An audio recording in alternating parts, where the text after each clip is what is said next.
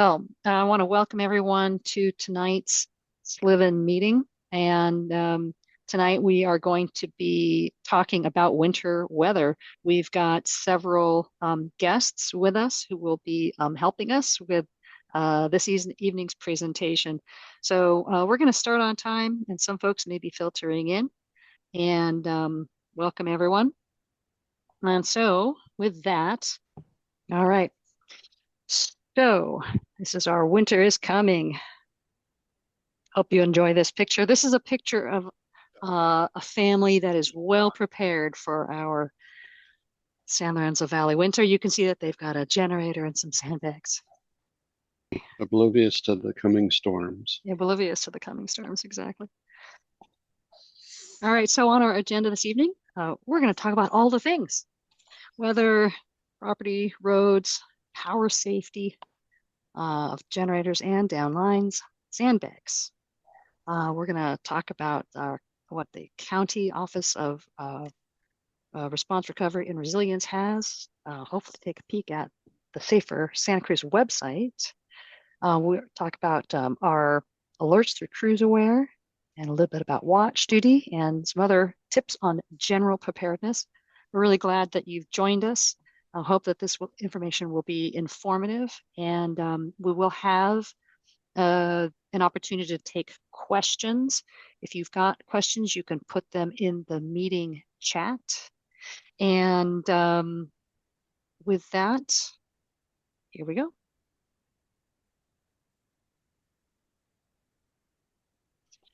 Well, so the past, the present, and the future about weather, our favorite subject, and so salient. I just wanted to remind folks that back in September, we had lightning strikes. And so these are some of the, news bits that I've pulled at that time. And I don't know about you, but I sure was really having some flashbacks, no pun intended, to, 5 years there to expect lightning strikes. I sure felt that way this year. Yep. But let's talk some more about weather. And we're just going to jump right in with our first guest, Clara Elliott. Now, I've noticed Clara on Facebook. This is two screen grabs from the Felton Neighbors page, and Clara is the SLV weather geek.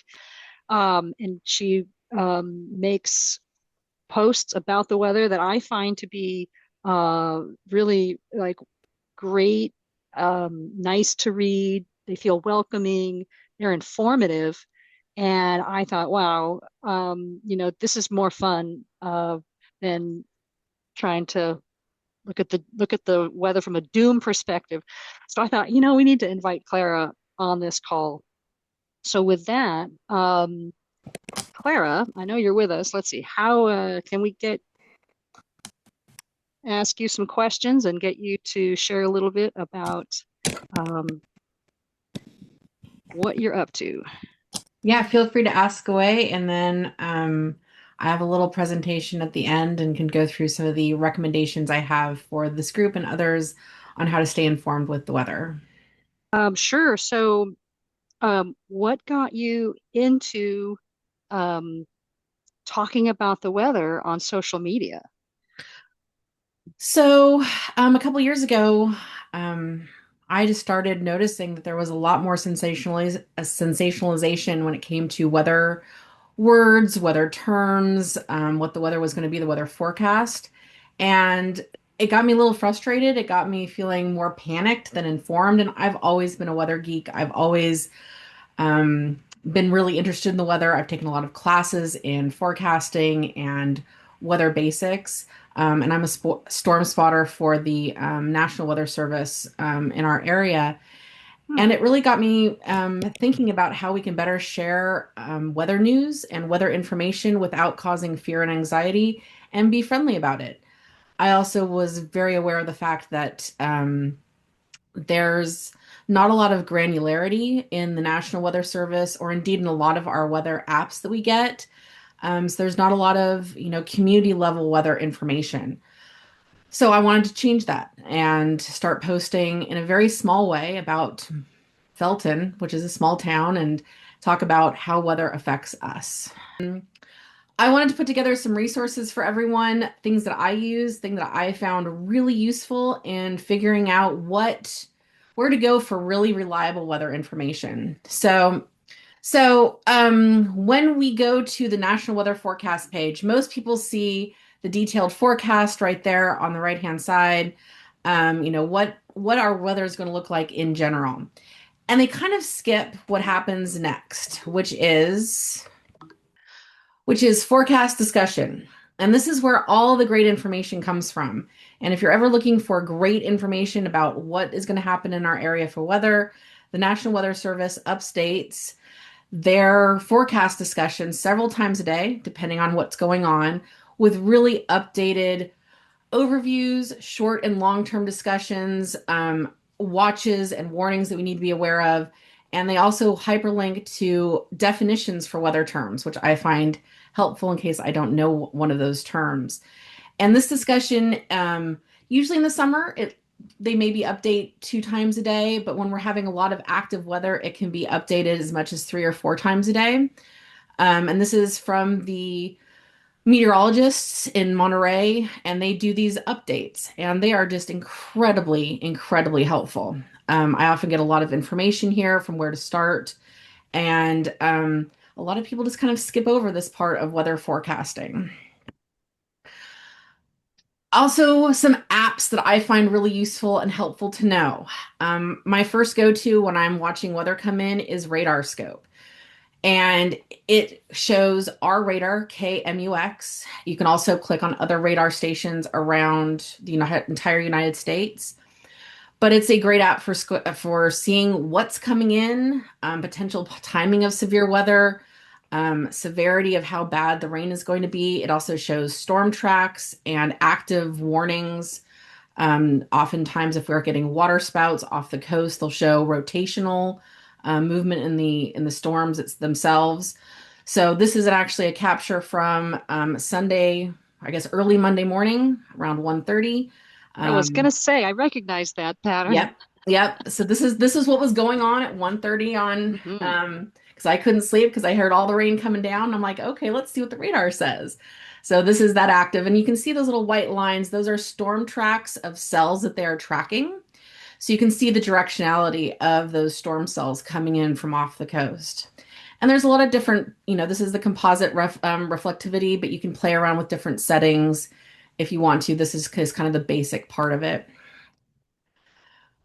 Another great weather app is Climb. This one is a paid version. So if you have a little bit of money and you want to toss around with a weather app, this is one I'd recommend. It's really great for kind of the bigger picture. You can really see, you can extend out your view to over 200 miles up to see what's going on in the Pacific Ocean, to see what's going on up in Alaska. I really like it because it's very friendly to use. It's very colorful, and you can really clearly understand what's happening. I also like that they have precipitation forecasting.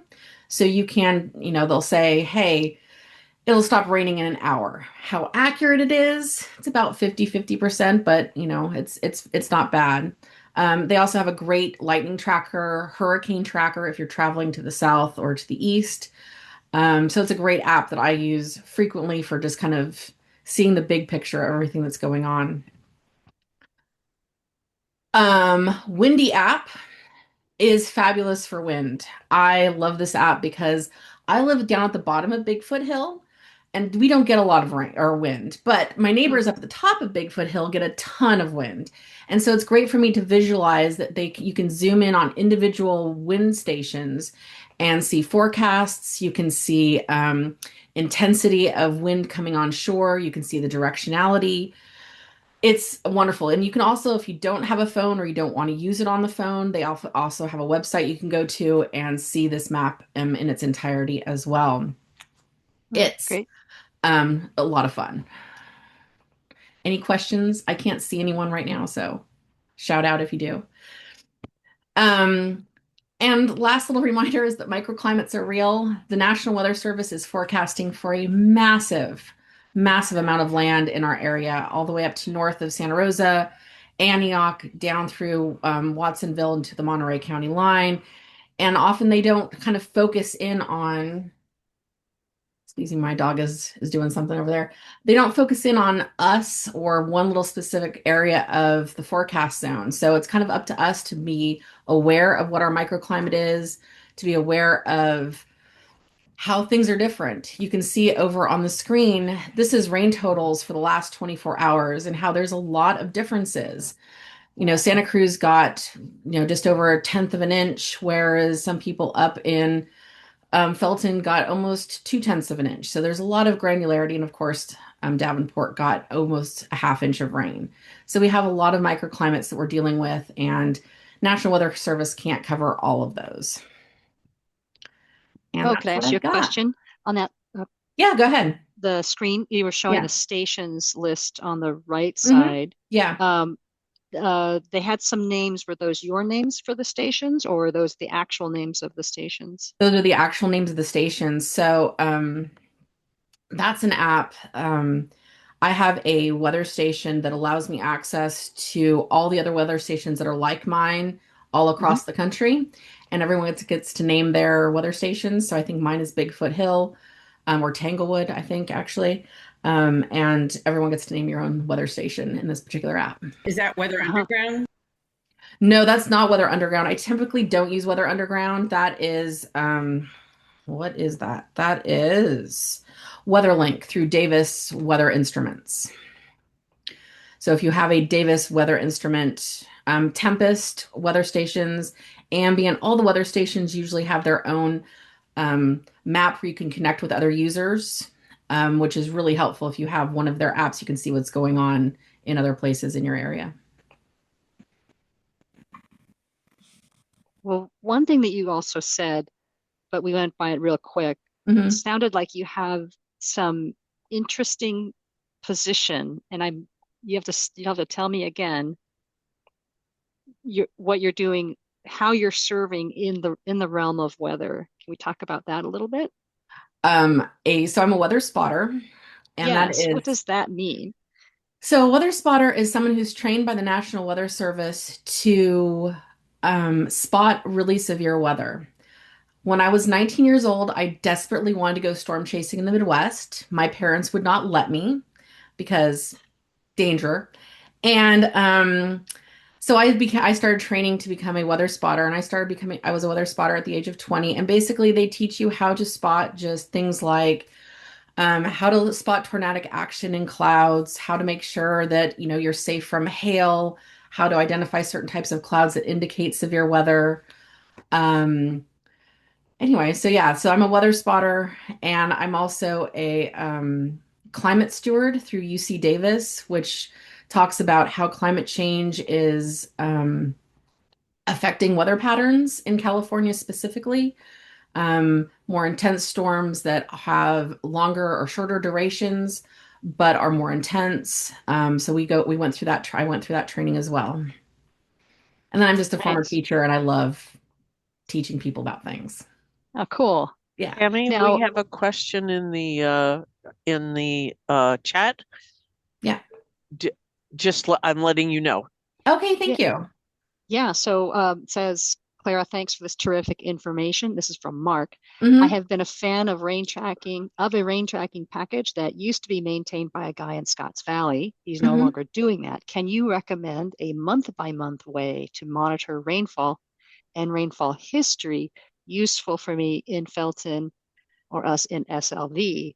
And And I believe that's our actually, next presenter. we That's going to do, be Errol. yeah, we do have Ah, a presenter who will Yes. talk about weather. Yes. And thank you for that question, Yeah.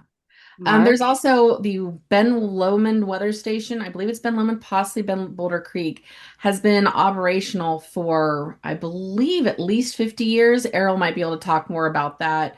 But they do have rain data. You have to really sift through all the data, but you can sift through weather history, rainfall history. And I'm not sure what the website is, but you can search it. And the National Weather Service has been keeping track of weather at that station for quite some time.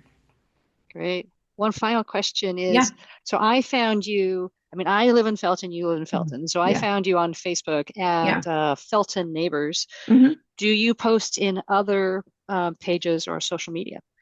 Not right now. My original intent was to do this for my neighbors. I have a lot of elderly neighbors. I have a lot of neighbors who will text me and say, my kid has soccer practice in 15 minutes. Is it still going to be raining? And so I just did this for my neighbors. But everyone's welcome to join Facebook Neighbors or Felton Neighbors and get my updates. Try to post once a week, sometimes twice if we have some inclement weather coming in. But that's the best way to find me. That's great. Yeah. Thank you very much. Thank you guys so much. So speaking of rainfall collection, our next guest here is Errol Spector, lives in Ben Lomond. Errol is a amazing gentleman. Not only, by the way, does he track rainfall, he is really a bit of a jack of all trades. Um, does a lot of work in leather work, has a great little shop in Ben Lomond, can do construction, can do so many things. And this is a screen grab that I also pulled off of social media and Facebook. And so this has a histogram of rainwater totals, but I'm not the one who needs to speak about this. Let's turn it over to Errol. Errol, what would you like to say about all this? Who are you? Well, And tell us about this amazing data. well, I've been in the valley here since 1974, and I moved up here from Palmdale. Mm. Not that I lived in Palmdale very long, but obviously the weather in Palmdale is quite different from the valley here.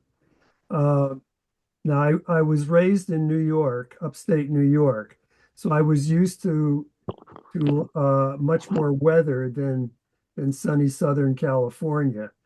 But I wanted to live in Santa Cruz for a long time, so I moved here in '74, and the first few years I was here, we got gobs of rain, and I didn't think about keeping any records at that time. But in '87, I started taking measurements for the Valley Press, which was the newspaper at that time Hmm. here in the Valley. And so I kept records for them. And over the years, of course, they folded up and moved to Scotts Valley. But I kept on keeping track of our rainfall. Now, of course, this is all of the measurements I've taken since 1987, right here on the San Lorenzo River at the Lower Glen Arbor area.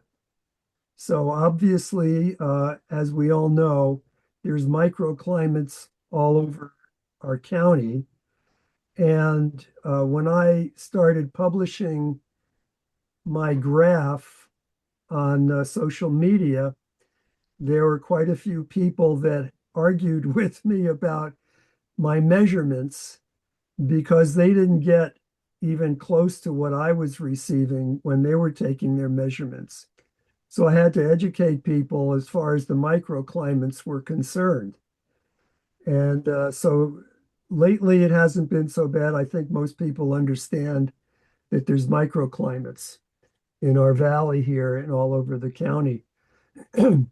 So these measurements are indicative, I think, generally speaking, of anyone's measurements in terms of the general view. Obviously, the totals are going to be different from one area to the next, Hmm. but I think that generally speaking, the graph would probably coincide somewhat to what other people's would look like if they kept a graph. So that's pretty much the story on my graph. If anyone has any questions, I'd be more than happy to answer.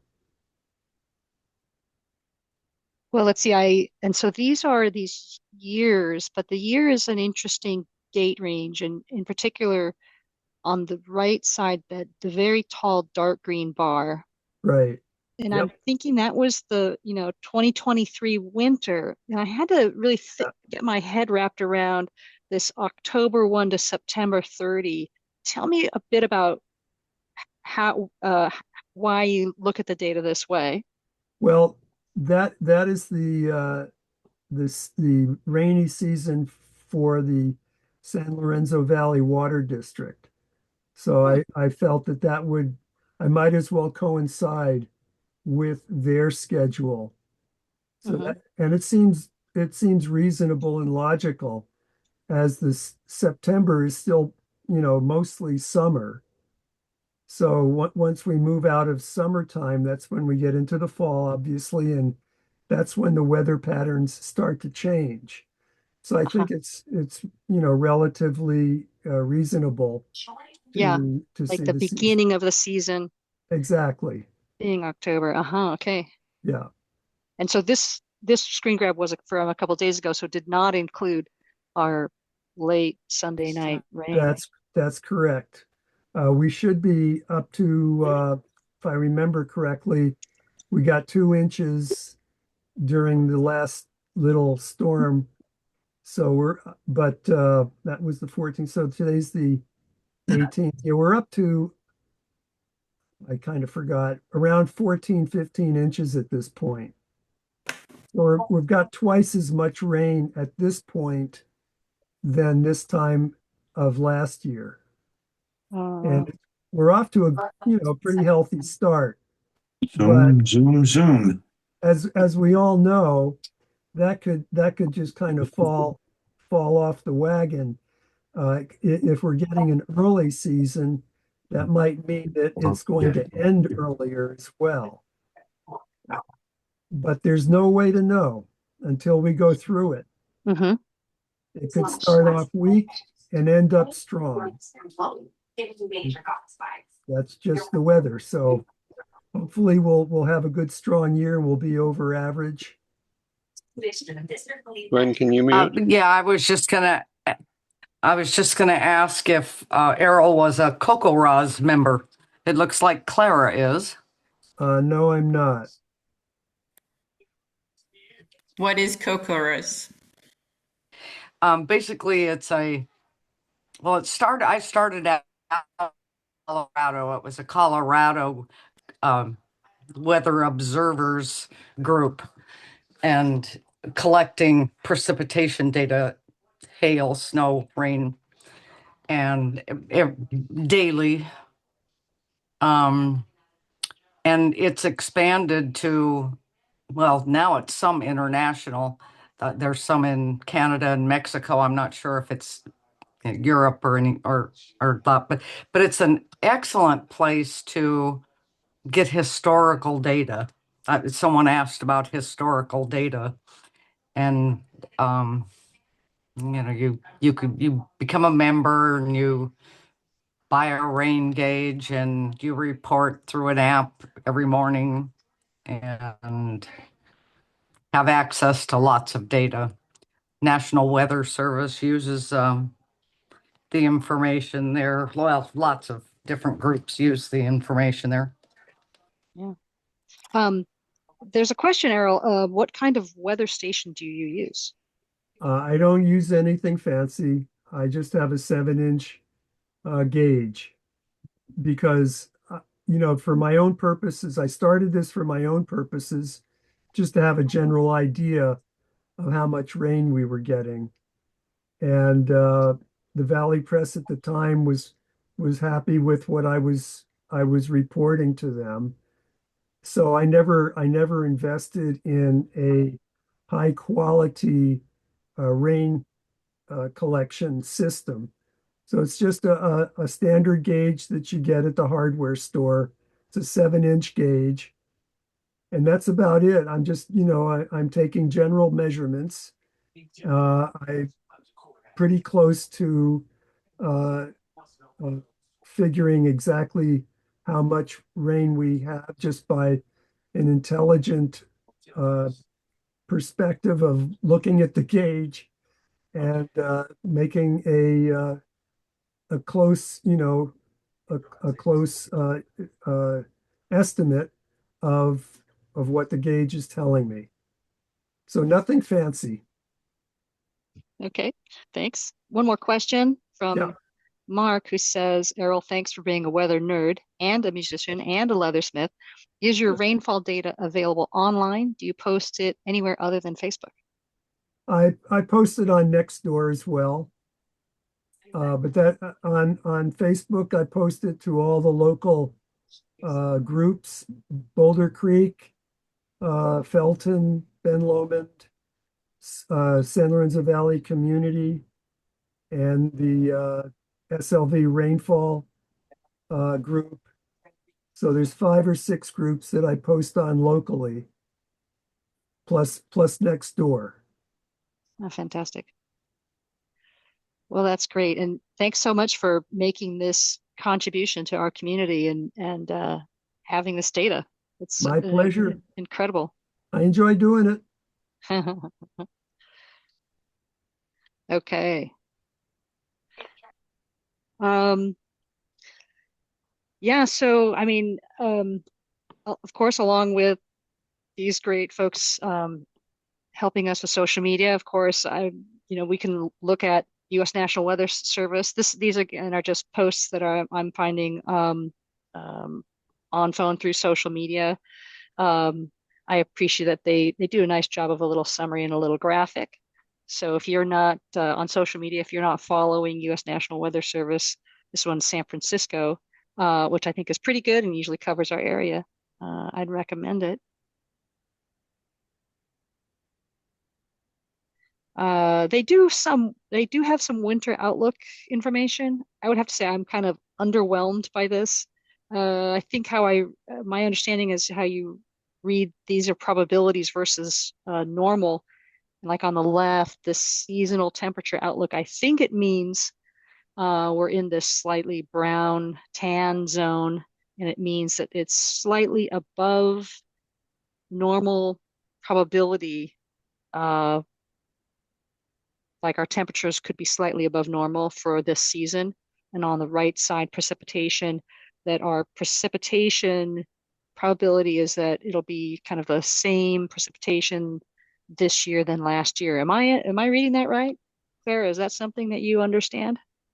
Yeah, that's exactly right. And something to know about these maps in particular is anything about past about 7 to 10 days, you're looking about a 50-50 shot about how accurate it's going to be. Mm, And these are taking into account historical data as well as what they're seeing on the horizon in terms of weather systems coming in. So they're hoping that these are accurate. But I'm also a little skeptical about these as well. Well, does anyone have anything to say about like what we think actually might be a prediction for our area this season? Um, I I am think it's actually looking at maybe Dave Reed from the county. Dave, do you have anything to say about weather generally and what we might expect? Um, I mean, Claire is right. These graphs, as they do them in 3-month increments. So you're Yeah, looking at December, January, February. They do a January, February, March, April, yeah. all the way through the further out you get. Um, the advanced forecasting that I've gotten from the National Weather Service, this fall, is that they're just trying to they're tracking really closely whether the La Nina, El Nino sea surface temperatures will shift. Hmm. And there is some curiosity, whether we will do the same thing we did in 22-23, which was a similar winter where we were in a La Nina configuration, and then we exited the La Nina configuration while we were still in kind of a high precipitation part of our calendar year, as we all remember, January, Yep. February, March. So we're all kind of holding our breath. They're watching it, and those are the big global changes that might drive our weather to be wetter than normal. Uh-huh. Um, versus kind of equal chances, which you're seeing kind of here.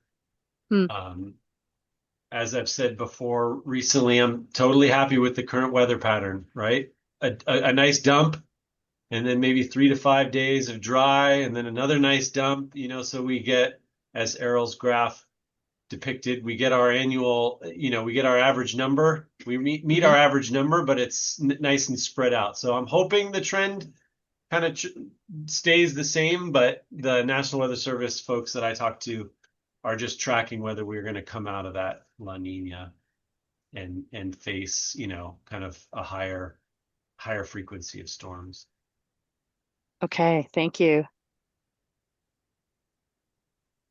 All right, we're going to shift, talk a little bit about property prep, and this is actually kind of a great segue, right, based to follow Dave, which is, when the weather is good, this is a great time to make sure that we're getting after our property. So all of our exterior and yard prep, and that could be making sure that anything you've got that could fly away or get saturated, you don't want that to happen. Take care of those things, tuck them away, trim your dead branches.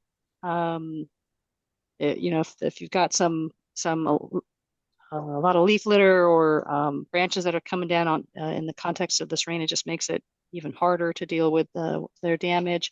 And then, of course, check your gutters, downspouts, your catchment systems, and frequently. Go out and just clear them of debris.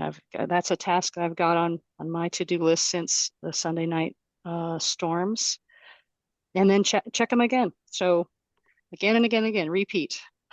Let the storm do the rinsing, and then we do the wash repeat. Any comments, suggestions from folks? Yeah, I'd just like to add here, based on experience in 22, 23, that transition. When it's been real wet, you may also want to look at the condition of the trees around you, not just the branches. Have any of them moved? We had a tree across the street. We live in Felton Grove, so we had been soaked. And I noticed that a tree had a stress crack around the bottom of the tree. The tree had stood there as long as we've lived here, so it had been 35 years. And I just noticed this stress crack around one side. Otherwise, it seemed completely healthy. And I said to my neighbor, when we're done with this spate of rain, we should look at this. Well, nature decided to do something first, and we had that tree come down. Could have been very, very dangerous. Oh, well, it was dangerous. If it hadn't been for a tree we put in that caught it, this huge fir would have fallen right through our bedroom roof. But the stress crack was the clue. And I won't mess with that anymore. If I start seeing that the ground around a large tree or the tree is leaning, that's another thing, wait a minute, did that stand up straight and now is it leaning? Those are things that you may want to have somebody come out and check. Like I said, we were lucky. We could have been just as easily unlucky. So anyway, just a nuance on checking trees around your property. Great point. Thank you. The other thing I would share with the group, although I think, at least who I can see on camera, there's a lot of lived experience in the valley.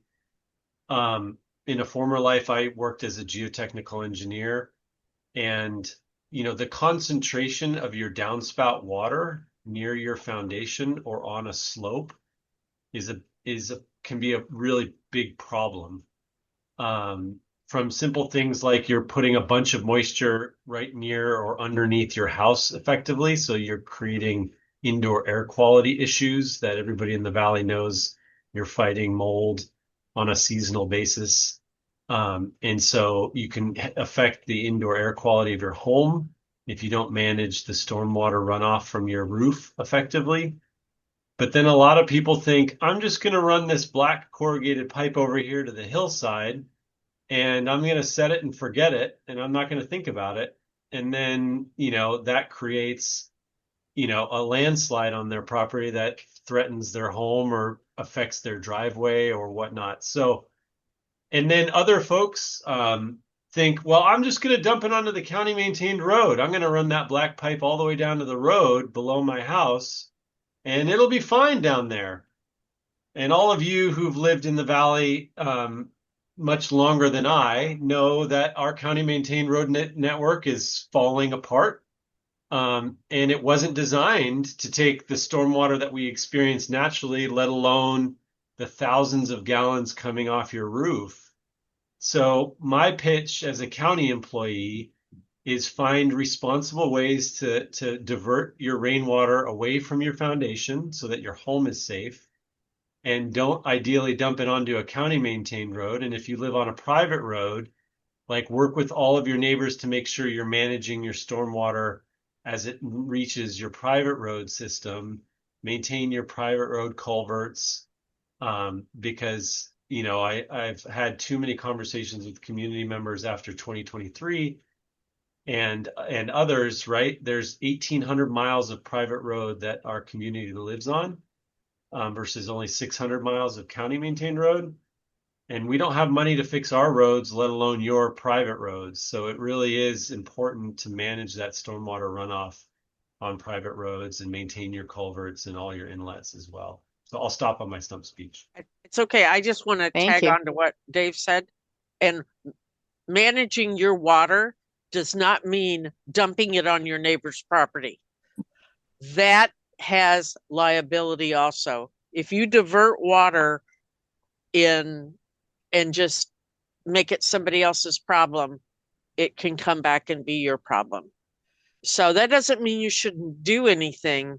It means do it, get a consultant, even if it's just a general contractor friend of yours, to come in and kind of look at the elements at play.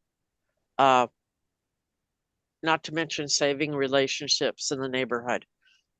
We bought a house where water from the road was diverting underneath the house and had things to deal with.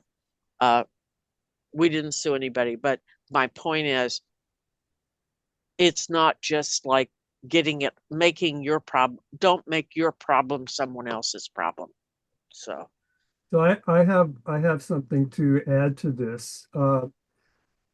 For those folks who were here in 1982, there was a day that we got 21 inches in one day. Huh. And I had friends who were living up Love Creek. And there's a fire road above all of the houses up there.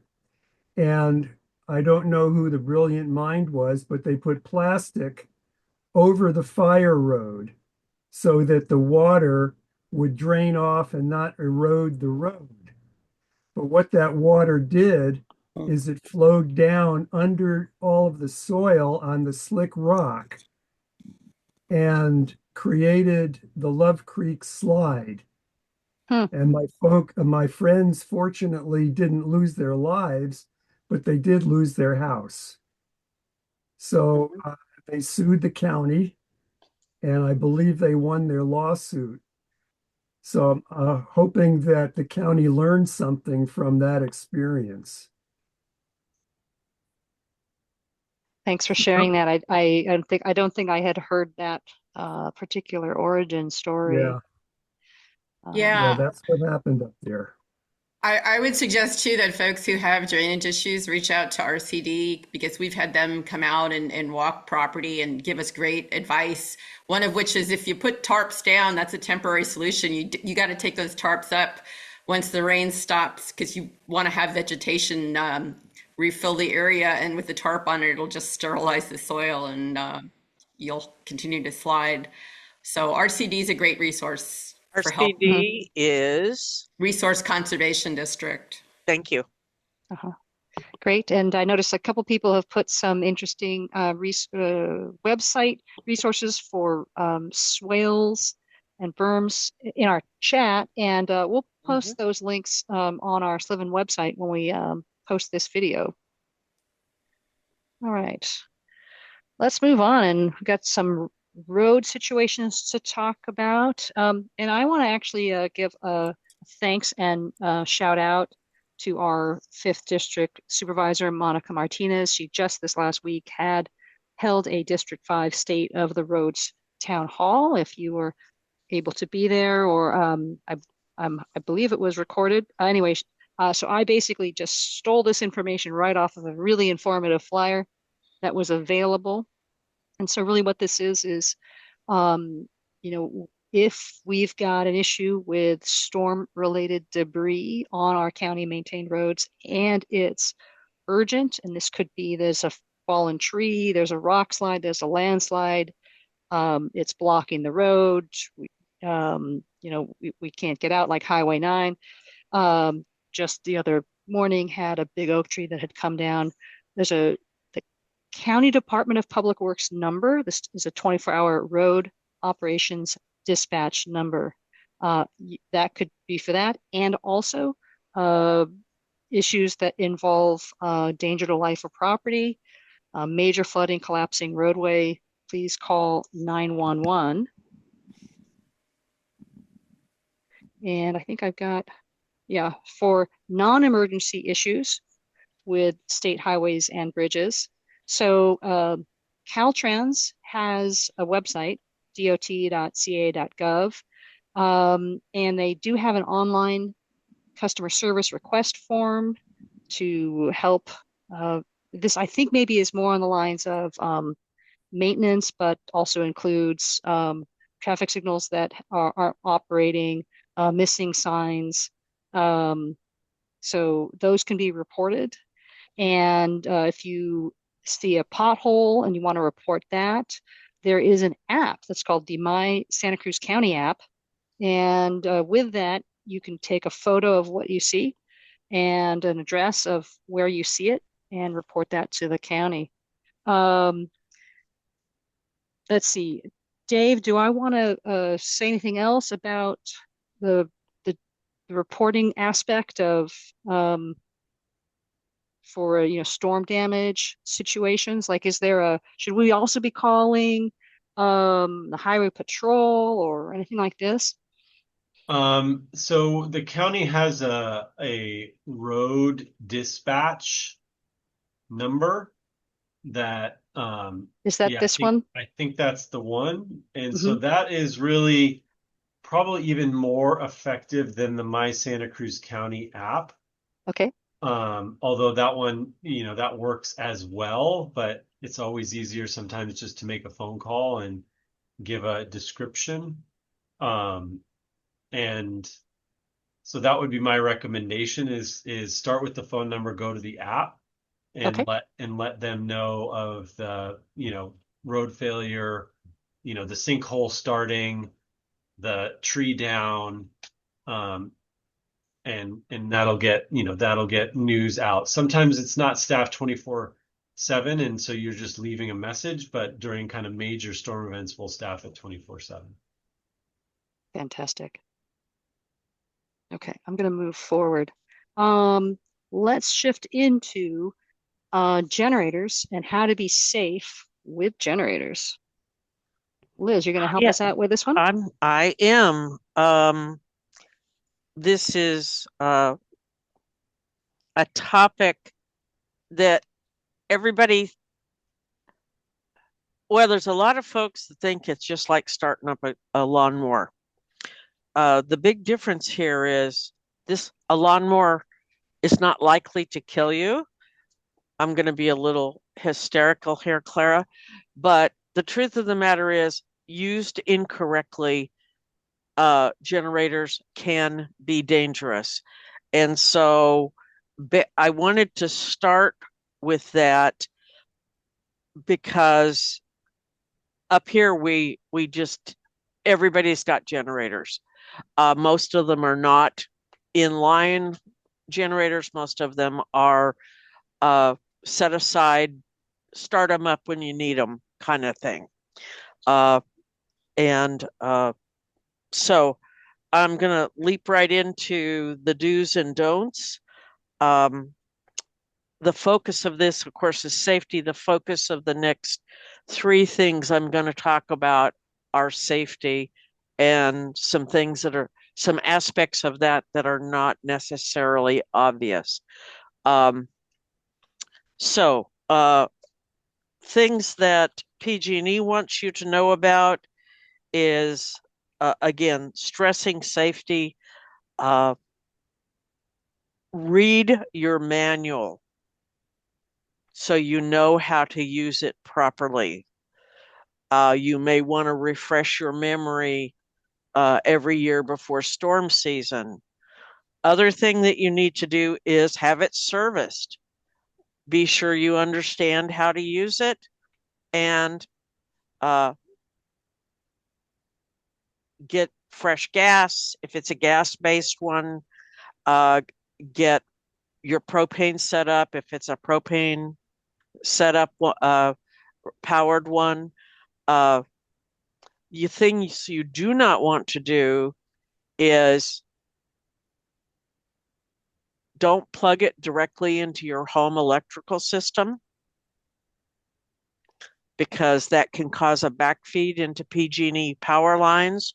And anybody who's working on those power lines, especially if the power's down, and that's the reason you're using a generator, it can backfeed and injure folks. If you have one installed in your home that automatically comes on, it requires equipment that, including the switch, the manual transfer switch. That's not a home project for most folks.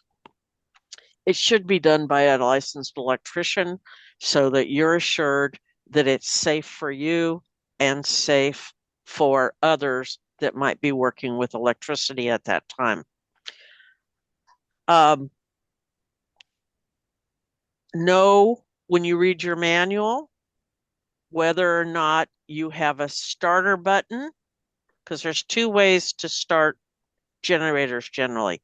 One is a starter button, and the other is a pull cord, rather like what you might use on a lawnmower. If you have concerns about being physically able to do a pull start, then you may want to think about whether or not you want to get another kind of generator, or it's something to think about when you purchase a generator. What are you physically able to do with the generator? The one we have here at MCR, I believe, is a button, and that makes it a lot easier for anybody with any. Most people with any strength issues would be able to start that. Whereas if you've got to do that pullback thing, that could become a challenge for you. When you hook it up to your house, for your safety and for the efficiency of the generator, you want to use a minimum 12 gauge extension cord with a 3-prong grounded head on it for each home appliance that the generator is powering. Now, I realize this may turn your house into a swarm of extension cords, but it is actually the safe way. You do not want to use a zip cord like on a lamp, because those will heat and may become dangerous for you or cause fires. So you're not going to use one of those little bitty ones like you might use for a lamp. You always want to have your generator outside. You do not want to bring it inside because it needs to be well ventilated. Bringing it in the house and closing up the house is an invitation to carbon monoxide poisoning. Uh, you there are a lot of things you would not run it inside your house for that very reason, generators being one. So if you are concerned about it being outside in the weather, then you need to put some kind of temporary cap over it, even if it's just a pop-up. But you want to be safe and you don't want to endanger anybody else in your house.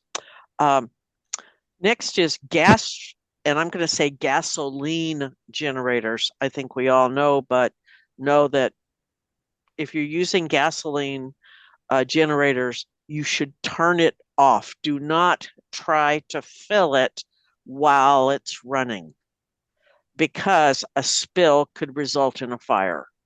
So let it cool down, refill it, and then start it back up. Other issues that are important. Needless to say, this requires adult supervision. The okay. Oh, the cords. Now that I've just described this mass of cords, do not throw. Sorry, Liz, you've become muted.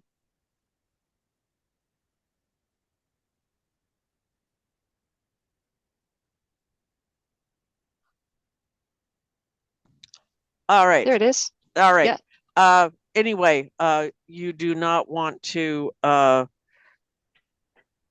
the cords will present a trip hazard. So you need to use them carefully. If you want to cover them, fine. But no, this is not a long-term project. You don't leave them in place. Once your power outage has been addressed, then you're going to want to pick those up and pick up those cords. So that is what I have to say about, well, one more thing. There is all sorts of information on radiator or using generators available on the PG&E website. And they cover it both in detail and not in detail.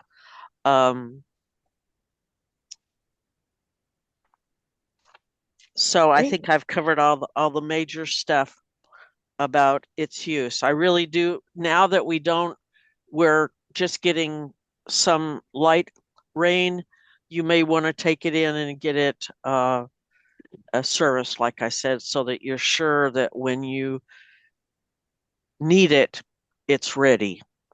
If you've got gasoline that's been sitting in the tank for 6 months, it's probably not as powerful or adequate. There are things that you can add to that tank of gas that will bring it back into usefulness. So I just wanted to let you know that.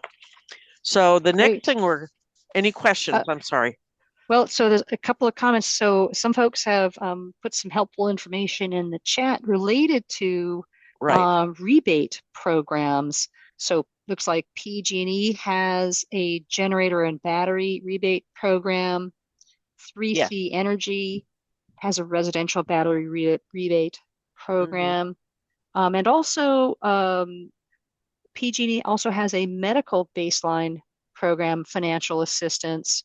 Correct. I think, for folks who, for example, have a CPAP machine and that needs to be running at nighttime when they're sleeping, PG&E has some assistance that could aid in those areas. And these are great links, and I won't read them aloud in this meeting, but we'll put them on our website as part of the follow-up information for this meeting. Thanks, everyone, for that. There was one more question. Somebody said, does anyone have any recommendations for an on-site service technician? I'm assuming service technician for a generator. Go ahead, Errol. Rye, I'm not sure if I can remember. His first name is Rye, but he's a local electrician. Now, I used to be an electrician when I was in the Navy, and I bought a propane generator years ago, and then we put in a Generac, which has been a lifesaver for us. Um, and I forgot. Yeah, Rye. I can't remember his name. Getting old isn't fun. But at any rate, if anyone wants that information, he's a top quality electrician in our area, and I can get that information for anyone who wants it. Uh, I do have a couple of points I wanted to make about the generators. Number one, yes, I used to be an electrician, so I know what I'm doing. And what I did, uh, you would need to shut off the main from PG&E first. But if you have a double three-prong cable, the orange type, which was what Liz was talking about, the heavy duty cable, you can actually plug your generator into an outlet and feed the whole house. But you have to make sure that you turn the main power off on your circuit board outside. Obviously, if you don't do that, you're going to have feedback in a big way when the power comes back on. But that is an alternative if you know what you're doing. Yeah, And I mean, that's the caveat if you know what you're doing. And a Yes, lot of people think don't, they know what they're doing, but they and that's don't. why we're not, and they don't. And so that's why we're recommending you not do that. Right.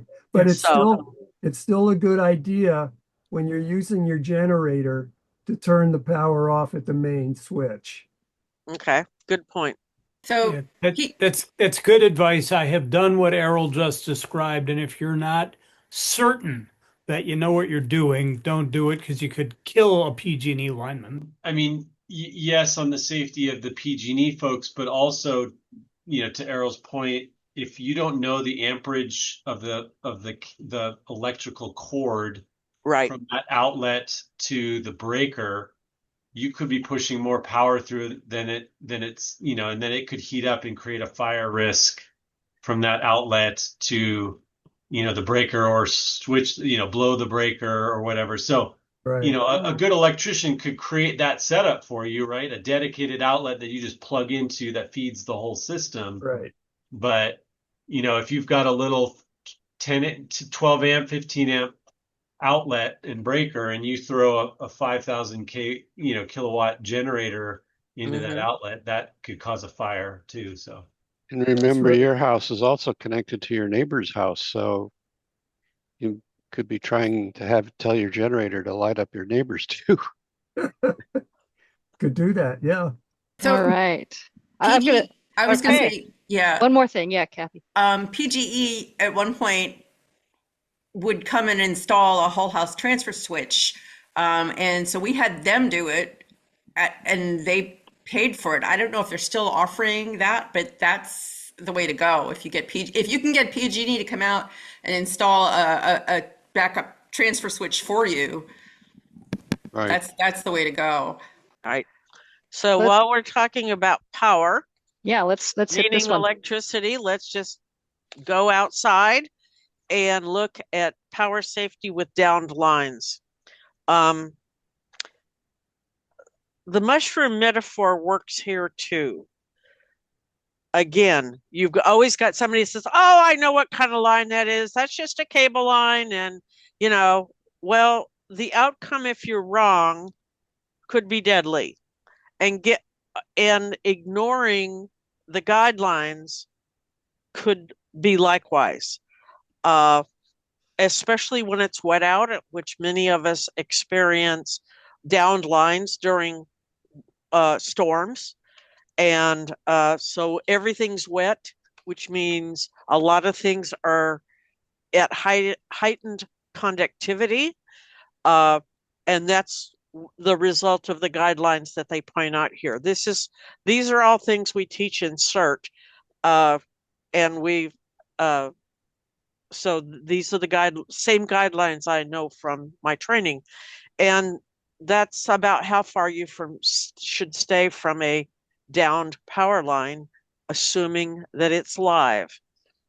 And the first is under dry conditions, 30 feet. 30 feet, by the way, is about the width of 3 parking spaces. So each parking space is about 10 foot. So if you, next time you're out, look at a parking lot and kind of go, oh, okay, that's what 30 feet looks like. That's how far I should stay away from these dangers. If the conditions are wet, then it's 60 feet, which means six widths of a parking space. Just one second here. Lines can come down. Don't drive over them. If one comes down on your car while you're in it, stay in the car unless there is some kind of other danger presenting itself from, you're safe in your car but if you get out of your car wrong, you could sustain a shock. So it's best to stay in the car until someone can come and remove that line. Here is more information about dealing with downed lines from the Safety Action Center at PG&E. Needless to say, PG&E is also very interested in keeping you and yours safe. And once you've gotten to a safe location, then call 911 first, because 911 will be dispatching whatever aid is sent to you. So you want to get those folks there first. It's usually the fire department. And then call PG&E to report the downline. So other issue having to do with rain and down trees and flooding. And that has to do with sandbagging.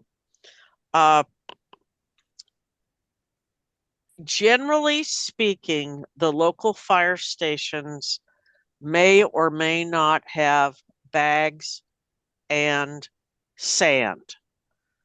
The locations tend to vary from year to year.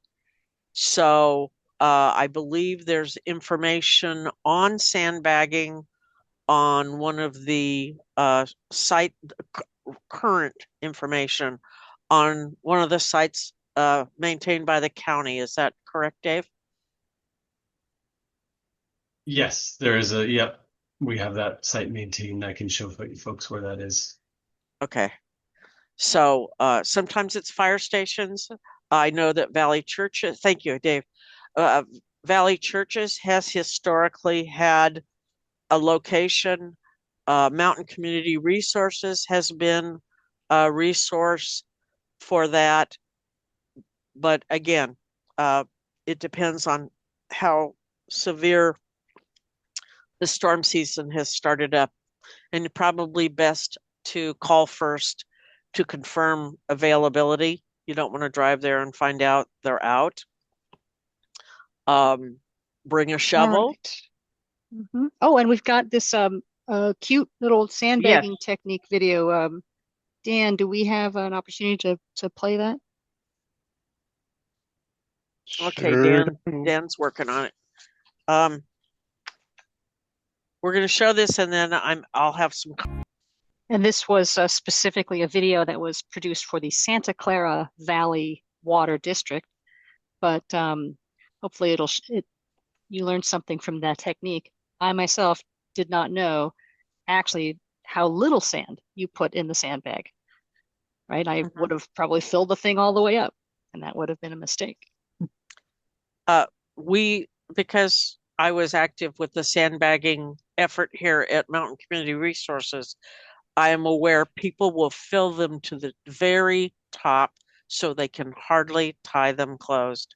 And it's inefficient for sandbagging to be handled in that way for 2 reasons.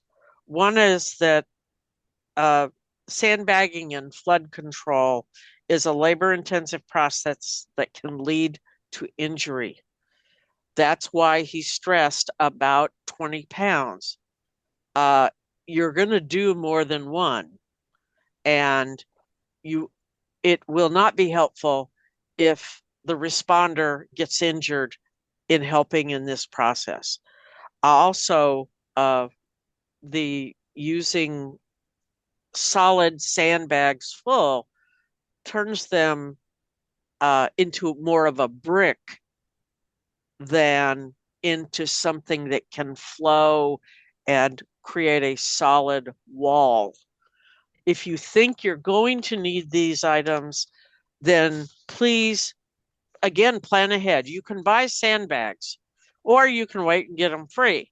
But if you're wanting to do it ahead, having at least the sandbags and the sand on your property could be helpful. Anyway, that's it. Okay, thank you. All right. So I think probably a meeting of the San Lorenzo Valley Emergency Network would not be complete unless we were able to highlight one of the great resources that Office of Response, Recovery, and Resilience, OR3, has for us. It's their website, Safer Santa Cruz, and SAFER is an acronym, Situational Awareness for Emergency Response. It's got a long website URL, but you can actually type into your browser SAFER SC, and it'll bring you to this website. And I don't know, Dave, are you able to do a screen share of that? Because I mean, we've seen it many times, but every time that I look at it, I'm learning something new. There's a lot to be seen: weather, road closures, flood data, tides, wind and rain, outages, evacuation, also the sandbag locations. So let's see. Yeah, So fantastic, Dave. can you see my screen, everybody? Mm-hmm. Yes. Great. I was hoping to try and wow Clara before she had to go off, if she hasn't seen this yet. But Errol, maybe you haven't seen this, but I'll go ahead and share a little bit about the tool that folks can use. I put the link in the chat as well. So lots of different ways you can access information through this application. This is kind of how it comes up in a single map view, and it defaults right now to kind of our winter, and this is all stream gauges. But as we were just talking, you can click on sandbags and you can see where sandbags are distributed throughout the county. If you zoom in, you can see the phone number you need to call to find out if they have sand and sandbags available at the different locations. Weather is, this is just a standard kind of what are the weather advisories. This is our weather radar that's on top of the Emergency Operations Center of the Sheriff's Building in Mid-County. It gives a lower elevation radar profile than the National Weather Service radar. So it gives a better ground kind of impact, lower than the one that's sitting at the top of Mount Umunum. And then simple rain weather apps that you can toggle through. What gets kind of fun is you can do dual map views, so you can start looking at different things. This is set up for fire, but you can click on flood and it'll bring up two maps. It'll bring up the current weather on one, and then this is again stream gauges, but you can change it to anything you want. The road closures, if you want to see where the road closures are, the county road closures, if you want to see what outages are going on throughout, from a PG&E standpoint. So you can really kind of customize what you're looking at on either view, and the same menu of things is available on the other side. Then we have a really cool summary page. This page provides information if we have any zones that are in evacuation status. It gives a nice summary of how many folks are out of power countywide. And then my favorite section is this kind of speed dial of all of the stream gauges in the county. And you kind of have to leave this open and then it changes over time. But you can also take a quick look at what the stream gauges are doing if it's a USGS stream gauge. Or you can see the trends. So if you leave the website open long enough, it'll start collecting data and tell you how fast the river is rising, which is really important for me in making evacuation determinations for Liz and Dan, in particular. And then there's some, observe forecast stuff. So kind of neat little way to see what's going on with the rivers. And then there's some, weather watches information, and then the road closures is down there as well. And you can sort road closure information by date. So if we're in the middle of a heavy storm event, you can start to see kind of what's popping up in public works awareness for county maintained roads. Then there's a links page. And I want to just take a quick second because it was on the slide that Tammy shared about OneRain. So OneRain is our kind of rain and flood network of rain gauges. And so you can select rainfall and you can say, hey, I'm curious what the last 24 hours has looked like. And it brings up this map. And the cool thing about this map is that you can come over to sensors and you can say, I want to look at the last 3 hours, 1 hour, 30 days. So, we've gotten 11 inches, 11 and a half inches. You can start to see the variability that Errol and Clara were talking about around the county, at the Ben Lomond Ross station, almost 11 and a half inches. Down at the Corralitos stage near the airport, 4.5. So you can see the spread kind of north to south, and even kind of at the summit, you can see, this is kind of almost a rain shadow effect, not entirely, but the front range gets more rain than the back range, depending on the orientation of the way the storms are coming in. So kind of a neat way to look at rain information. Then for the historians here, nobody is got the records, Errol, you do, but you can actually click on any one of these rain gauges, and you can click and you can come in here and you get a little bit more information about what's going on with the specific rain gauge, but you can actually come into rain accumulation and you can see over time kind of what the precipitation pattern has been in the recent period, or the last month. So you can see the storm events and what they dropped from any given storm event at this rain gauge.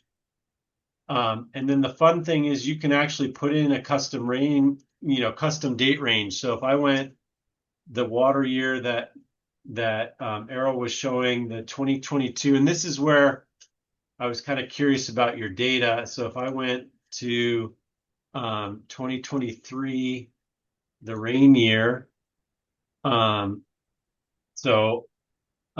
December or October 1st of 2022 to September 30th of 2023, if I apply that at this rain gauge, it'll take a second to load. And this is the whole water year from 22 to 23. This rain gauge had a total of 88 and a half inches shown, but it shows you, each kind of step. And if everybody remembers, sorry for the PTSD, but we were sitting right after Christmas, we were sitting at 15 inches. And then you can see what we got, so that by the time we got to the middle of January, we were up to 52 inches. Isn't that crazy? And then, and then again in March, we were sitting at 61, and within a few weeks, we went to 83, so 22 inches in a couple weeks. So it's just a fun way to look at the historical data, but more importantly for situational awareness, it's a great tool to kind of see what's happening, and you can pick the time frame that you want and the rain increment, how fast is it falling in any given period. I will jump real quick while I'm sharing my screen, and then I'm happy to answer questions. But the other thing that Tammy wanted me to talk about was CruiseAware. So that's Right. the alert and warning platform that we use. Hopefully everybody on the call is registered. But one thing I always remind people of is in your portal. So this is my portal. In your portal under the locations tab, you can put as many locations as you want. So you can put your house. This is my, one of my offices, 701 Ocean Street. This is the Emergency Operations Center.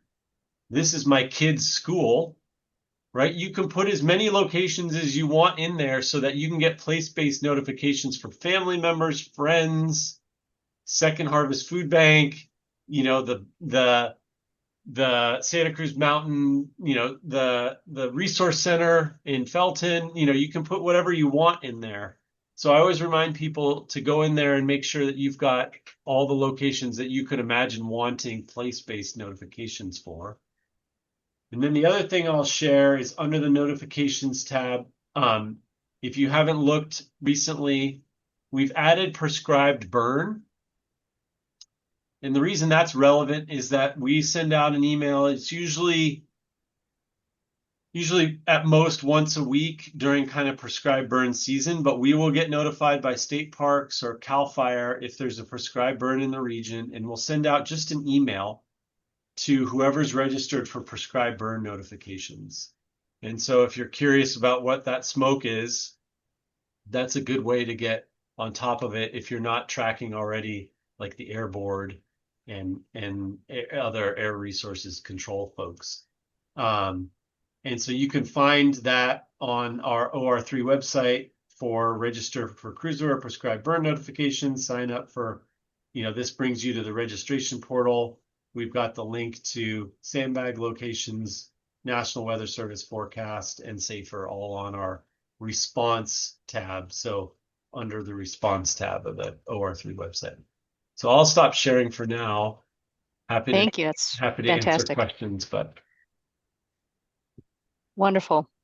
That's great. I feel like I always learn something from you when you show us the SAFER website and what it can provide to us. It's just a great resource.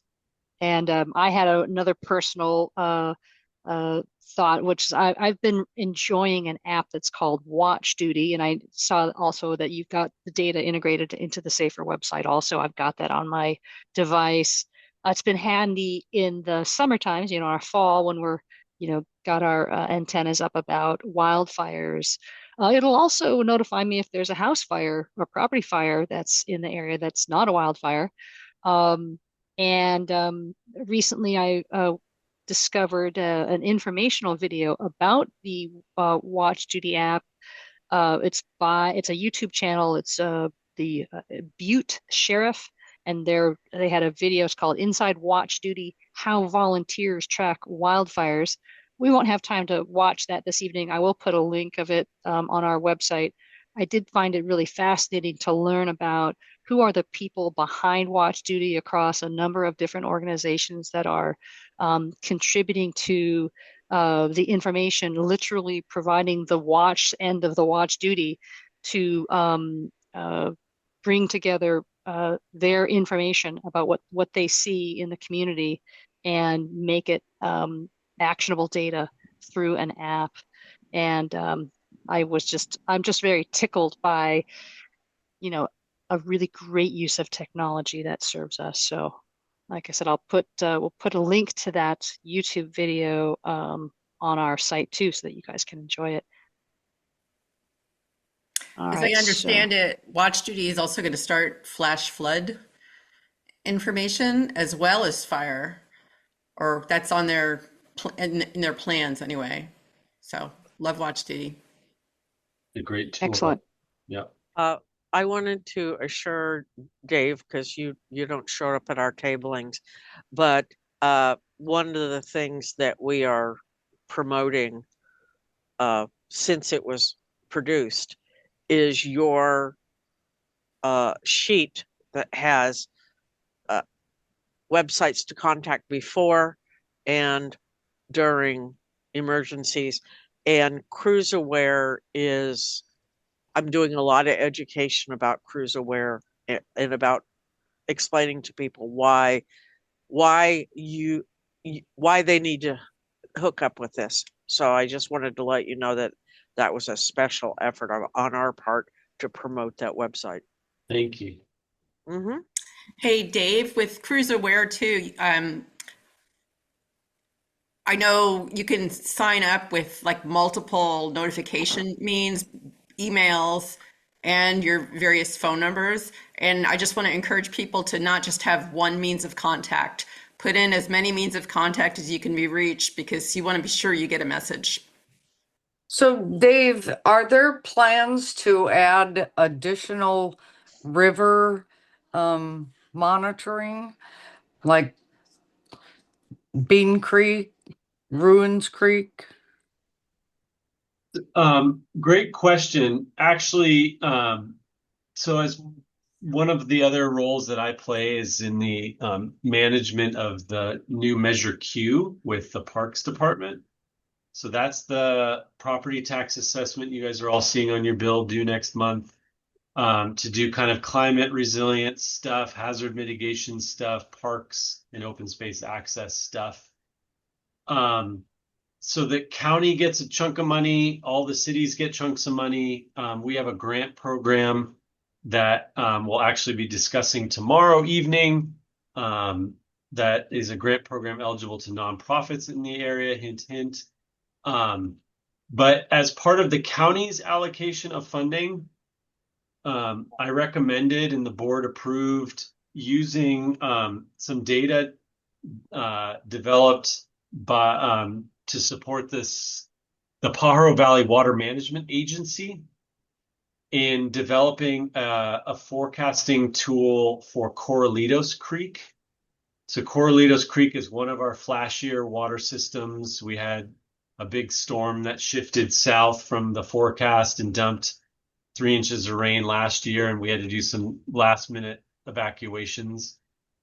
But what we're doing is leveraging a little bit of work that was already done to develop a kind of an initial forecast tool for that creek. My hope is that effort brings value to us kind of from a alert and warning and preparedness standpoint. And then I can start to take that methodology, that development tool, and replicate it at Aptos Creek, Soquel Creek, and maybe we can get into some of the other sub watersheds within the San Lorenzo, so that we're a little bit more prepared and informed about what's going on. Obviously, it's really key to have a gauge. So that would be one challenge with some of the smaller sub watersheds of the San Lorenzo is if we don't have gauges on them, then I need a gauge and I need to do the modeling. So at least in Soquel and some of the other creeks, I have gauges that I can pull information from. They're not USGS gauges, but that's one of the other challenges is kind of coupling all those things together. So it's something I think about a lot is how do I get better information on some of these other watersheds besides the San Lorenzo main line and the Pajaro main line. So we're definitely working on it. All right, thanks. Thank you. All right, so we're near the end here. We wanted to touch on a few final general preparedness tips. Of course, if the power is going to go out, you're going to want some backup lighting. So get your flashlights and your headlamps and make sure that those have good batteries. Also for your rechargeables, of course, you want to charge those up, take advantage of the power when it's on. If you think the power is going to go off in the near future, any of your little like USB batteries that you can buy that can give your devices several hours of runtime if you need them. As far as your vehicles, we recommend that you've got at least a half a tank of gas in your auto. I live by the motto, live on the top of my tank. And so literally, figuratively, when I get a half a tank down, I'm filling it up. I don't like to run my gas tank all the way to empty. And so, just take that as maybe it's could be like a life improvement for you, like it is for me. Generator maintenance, as Liz had alluded to in that segment.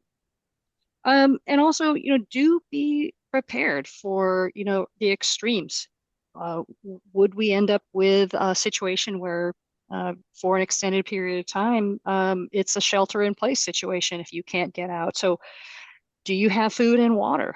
And then the opposite of this, would we be in a position where an evacuation is necessary? And if so, do you have go bags? What was it?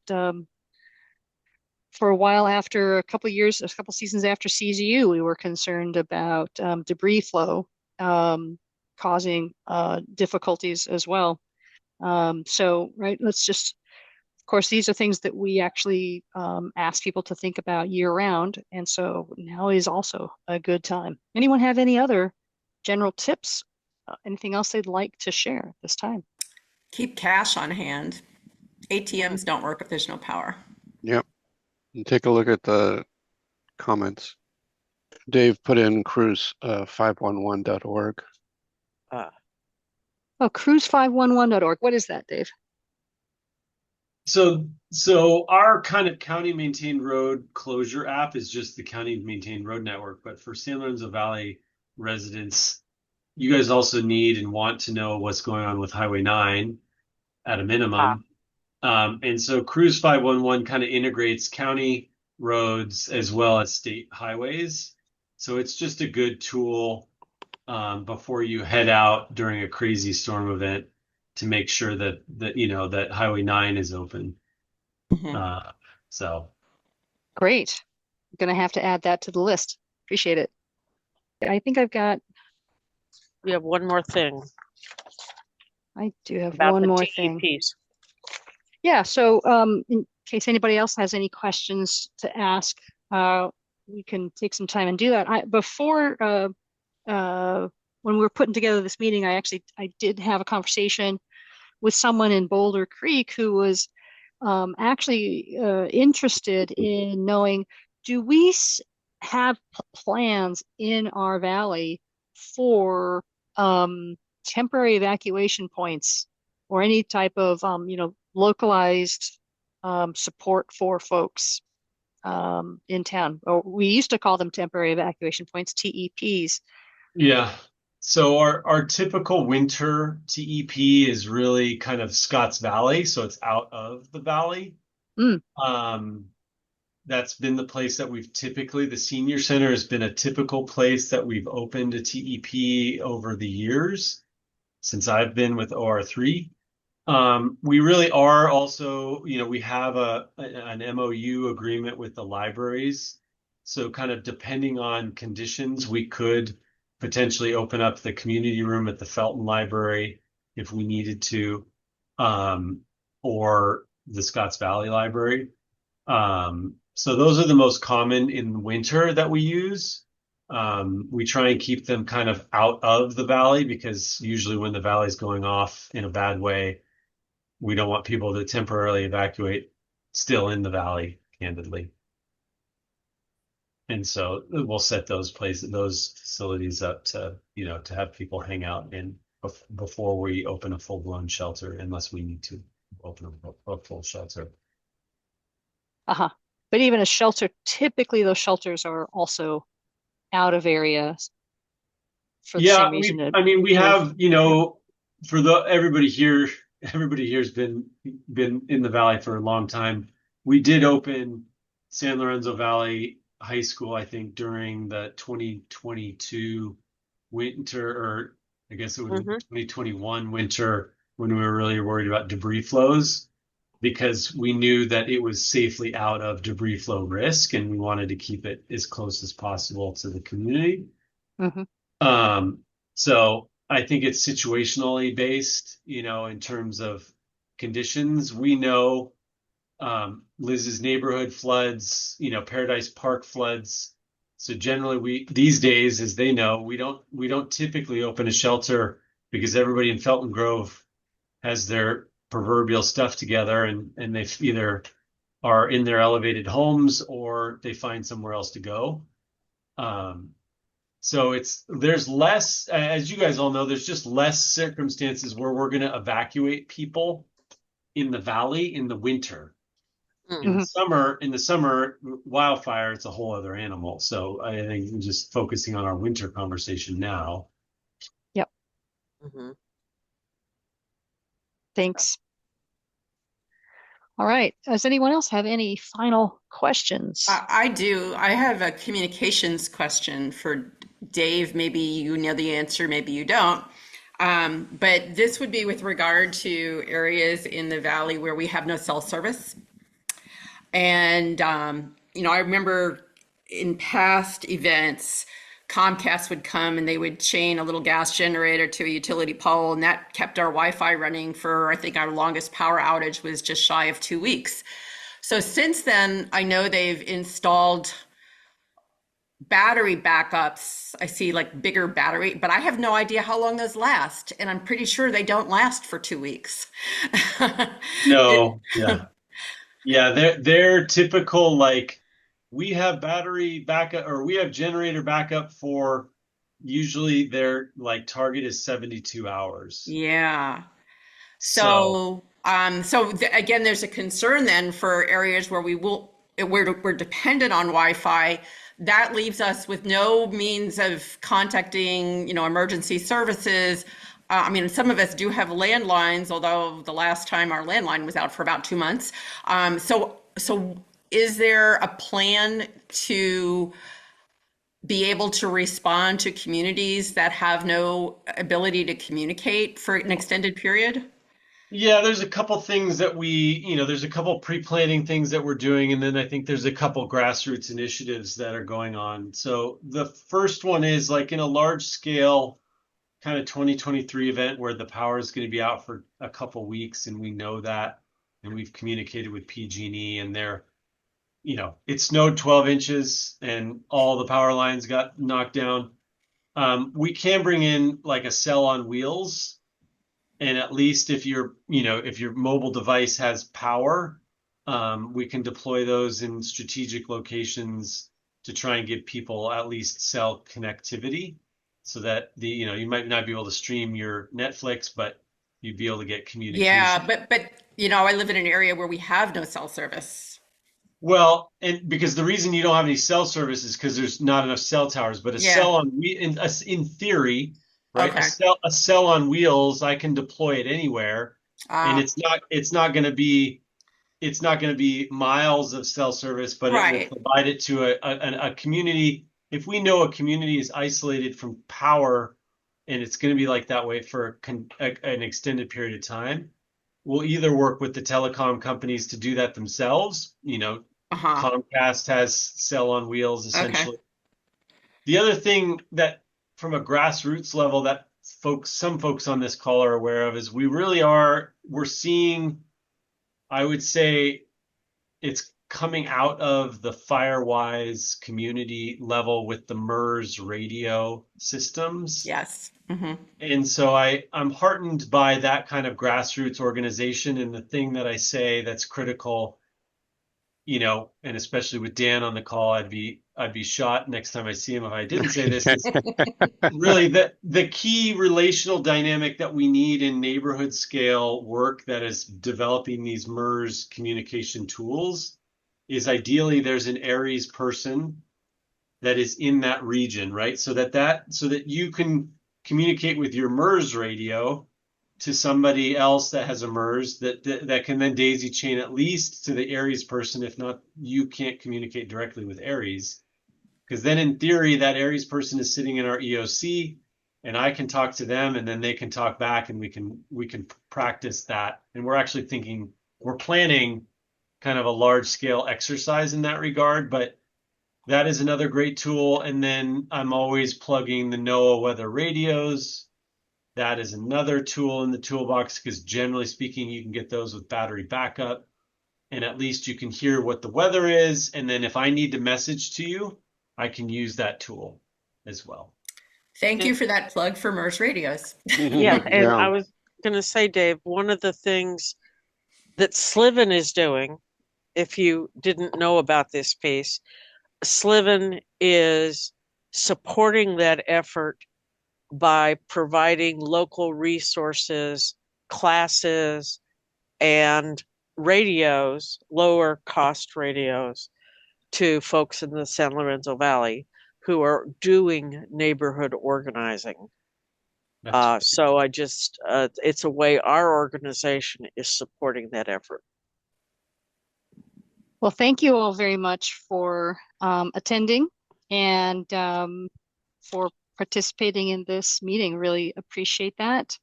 Thank you so much, Dave Reed from Santa Cruz County Yeah. OR3, and our guest, Errol Spector, with the rainwater measurement, and Clara Elliott. She had to drop off, but her awesome SLV, weather geek posts.